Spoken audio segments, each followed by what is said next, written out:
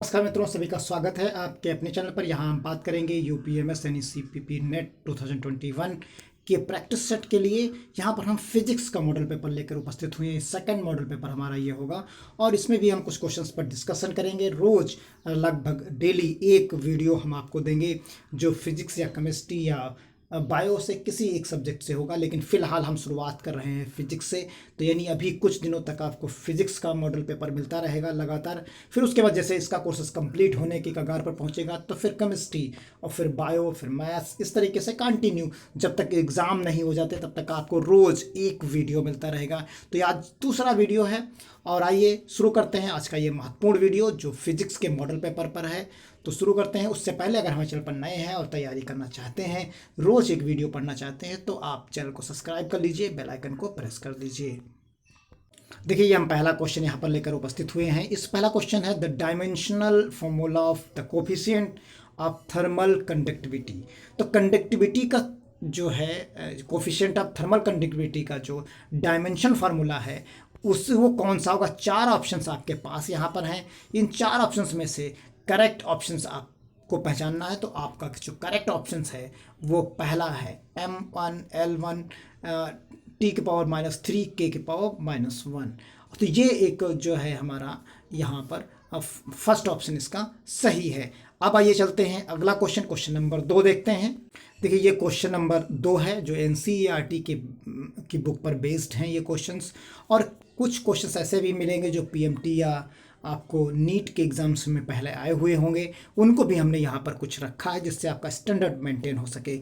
If LQR represent inductance, charge and resistance respectively. एक inductance को L कर रहा है, Q कर रहा है चार्ज को, R कर रहा है रेजिस्टेंस को। तो ये तीन चीज़ें आपको इनकी यूनिट्स पर डिस्कशन करना है, इनका क्या होगा। तो पहला ऑप्शन आपको मिलता है QR/L will be those of current, और Q² R³ will be those of energy. क्या ये एनर्जी होगा। फिर इसी तरीके से QL/R will be the those of current. और फोर्थ वन होगा Q³ R² will be those of power. तो पावर, करंट, एनर्जी। तो यहाँ पर क्या होगा। तो ये ऑप्शंस आपका देखिए जो 2 और सेकंड और थर्ड और फोर्थ आपको मिलता है। देखिए, एक यहाँ पर थर्ड मिलता है करंट के रूप में और एक ये मिलता है, लेकिन दोनों में जो डिफरेंसेस है वो बटे में L, यहाँ बटे में R।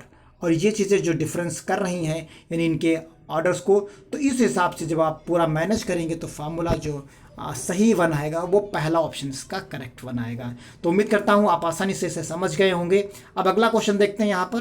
Question number 3, the quantity of 1/2 epsilon E square has dimensional formula same S. तो डायमेंशन फार्मूला सेम एस का है ½ CV², ½ LI², ½ B² तो यहाँ पर जो आपका ऑप्शन होगा वो थर्ड वन आपका ऑप्शन सही होगा। तो ये आपका ऑप्शन करेक्ट वन है। और ये आपको एक ईजीएस्ट क्वेश्चन आपके लिए है। आप सभी को पता है, आप कमेंट बॉक्स में ज़रूर इसके बारे में बताएं क्या आपको पता है या अभी आप जान पा रहे हैं, कन्फ्यूजन था। Light year is a unit of, यानी जो मात्रक है लाइट ईयर वो किसका है। तो यहाँ पर आपके पास टाइम है, समय, मास, द्रव्यमान, डिस्टेंस यानी दूरी, एनर्जी यानी ऊर्जा। तो किसका ये यूनिट है। तो आप सभी लोग जानते हैं इससे डिस्टेंस मेजर किया जाता है। तो ये डिस्टेंस को हो गया। ये हमने क्वेश्चन NCERT से लिया है। The magnitude of any physical quantity. तो फिजिकल क्वांटिटी का मैग्नीट्यूड का जो संबंध यहाँ पर बताया गया है, तो depends on the method of measurement. Then second, does not depend on the method of measurement, यानी मेजरमेंट के मेथड पर डिपेंड नहीं करता। तीसरा है is more in the SI system that in the CGS system. तो यहाँ फोर्थ वन है is the directly proportional to the fundamental units of mass, length and time। तो यहाँ पर आपको जो ऑप्शन मिलेगा सही वो सेकंड ऑप्शन है, does not depends on the method of measurements। देखिए, ये क्वेश्चन NCERT का है और PMT 1990 में ये क्वेश्चन आया हुआ था। तो which of the following is not equal to watt. Watt के इक्वल टू में क्या ना है, joule per second, ampere multiplied by volt, ampere square multiplied by ohm and ampere per volt. तो इसमें से कौन सा ऑप्शन आपका सही होगा। तो इसमें आपको करेक्ट आंसर जो मिलेगा वो एम्पियर ऑब्लिक वोल्ट जो है करेक्ट ऑप्शन इसका होगा।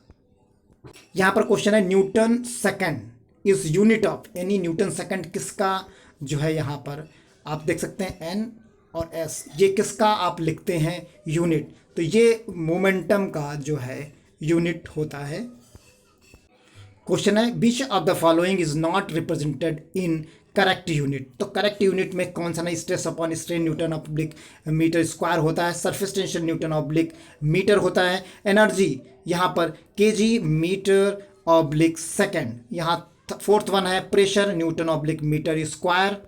तो यहाँ करेक्ट ऑप्शन आपको जो मिलेगा, यानी जो इनकरेक्ट है वो है एनर्जी का, तो ये एनर्जी का करेक्ट है यहाँ पर। तो अगला क्वेश्चन हम देखते हैं, क्वेश्चन है यहाँ पर 1 सेकेंड इज इक्वल टू, तो 1 सेकेंड किसके इक्वल होता है, तो यहाँ पर आपके पास ऑप्शंस दिए गए हैं।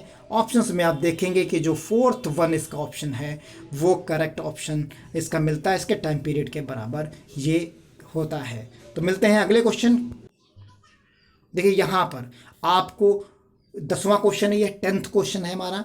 1 नैनोमीटर इज इक्वल टू, तो नैनोमीटर नहीं 10⁹ आपके दिमाग में हो सकता है, तो यहाँ पर नैनोमीटर जो है 10⁹ नहीं, क्योंकि यहाँ पर यूनिट आपको सेंटीमीटर पर ध्यान देना है। यहीं पर फॉल्ट हो जाती है, जैसे यहाँ सेंटीमीटर, यहाँ सेंटीमीटर, यहाँ सेंटीमीटर है, यहाँ मिलीमीटर है। तो यहाँ पर मिलीमीटर ही अगर सब जगह होता, अगर सब जगह ही मिलीमीटर होता तो हम कह देते ये चीज़। अगर मिलीमीटर नहीं है तो ये, क्योंकि आप जानते हैं सेंटीमीटर मिलीमीटर, जो यहाँ पर मीटर और यहाँ पर मिलीमीटर नहीं, सॉरी दैट मिलीमीटर नहीं मीटर, मीटर की अगर हम बात यहाँ करते तो 10⁻⁹ मीटर कह देते, यानी हम कहते 10⁹ मीटर की बात कर लेते, तो यहाँ पर ये ऑप्शन सही होता। लेकिन यहाँ पर सेंटीमीटर में कहा गया है, तो सेंटीमीटर में कहने का मतलब यहाँ पर है कि 10 जो है 7 सेंटीमीटर है। आप सभी लोग ज़्यादातर बुक्स में आपको इस तरीके से लिखा हुआ भी मिल सकता है 10⁻⁹ मीटर, तो ये है, तो ये नैनोमीटर इस तरीके से याद कराया जाता है ज़्यादातर, लेकिन यहाँ पर सेंटीमीटर है तो इसलिए 10⁻⁷ सेंटीमीटर हो जाएगा। तो ऑप्शन आपको करेक्ट हो गया है। यहाँ क्वेश्चन आपको मिलेगा, देख रहे होंगे कि a micron is related to centimeter, तो micron is related to centimeter, ये मिलेगा 1 माइक्रोन 10⁻⁴ सेंटीमीटर। तो क्लियर हो गया होगा ये भी आपको। यहाँ क्वेश्चन नंबर जो आपका है the unit of power is, तो यूनिट ऑफ पावर जो है आपको मिलेगा, तीसरा ऑप्शन यहाँ है जूल पर सेकेंड, वाट बोथ, चाहे वाट आप रखें चाहे जूल पर सेकेंड रखें, दोनों में से कोई एक आप रख सकते हैं, दोनों ही किसकी करेक्ट हैं। A suitable unit for gravitational constant, तो ग्रेविटेशनल कांस्टेंट के लिए यहाँ सुटेबल यूनिट कौन सी है, तो यहाँ पर ऑप्शंस आपका सही है थर्ड, न्यूटन मीटर स्क्वायर पर केजी स्क्वायर। आप सभी लोग जानते हैं ये काफ़ी इजीएस्ट क्वेश्चन है यहाँ पर। तो यूनिट ऑफ प्रेशर, तो unit SI unit of pressure, तो आप सभी लोग जानते हैं इसका आंसर पास्कल है। Question number 15 the unit of angular acceleration in the SI system, तो यहाँ पर एंगुलर एक्सेलरेशन आ जाता है, तो यहाँ पर क्योंकि थीटा से रिलेटेड हो जाता है जाके, तो रेडियन ऑब्लिक सेकेंड स्क्वायर के टर्म्स में यहाँ पर रहेगा। स्टेफेंस कांस्टेंट, आप सभी लोग जानते हैं स्टेफेंस कांस्टेंट का जो यूनिट होगा वो क्या होगा, तो यहाँ पर WM² स्क्वायर K⁻⁴, तो ये इसका जो है, इसको हम इस तरीके से भी कहीं कहीं लिखा हुआ देख सकते हैं, तो ये M² K⁻⁴, इस तरह भी आपको लिखा हुआ ये मिल सकता है। अगला क्वेश्चन यहाँ पर आप देखेंगे in S is equal to A + BT + CT square, S is the measured in the metre and T second the unit of C, तो यूनिट ऑफ C आपको निकालना है, तो यूनिट ऑफ C आप आसानी से निकाल सकते हैं। तो यहाँ पर C जब आप निकालेंगे तो ये MS ऑब्लिक यानी एक्सेलरेशन के टर्म्स में आएगा। एक्सेलरेशन का आप सभी लोग जानते भी हैं क्या होता है, M/S स्क्वायर, तो ये इस तरीके से हम यहाँ पर देख सकते हैं। क्वेश्चन नंबर 18 है, joule second is the unit of, तो एंगुलर मोमेंटम की यहाँ पर ये यूनिट है, joule second is the unit of angular momentum. ये तो इजीएस्ट है, छोटी क्लासेस में भी पढ़ा दिया जाता है। The unit of energy is SI system, joule की यानी आपकी जो ऊर्जा की मात्रक है ऊर्जा का, तो वो क्या है, तो यहाँ आप सभी लोग जानते हैं जूल इसका होता है। एसआई पूछा गया है इसलिए जूल होगा। देखिए यहाँ पर एक न्यूमेरिकल के टर्म्स में, अ cube has a numerically equal volume and surface area, the volume of such a cube is, तो यहाँ पर कितना होगा, तो ये आपका 216 यानी 216 यूनिट्स के बराबर होगा। तो इसका पहला ऑप्शन सही है। तो इस प्रकार आज हमने 20 क्वेश्चंस को डिस्कस किया। अगले दिन यानी कल फिर हम कुछ क्वेश्चंस के साथ फिजिक्स के हाजिर होंगे।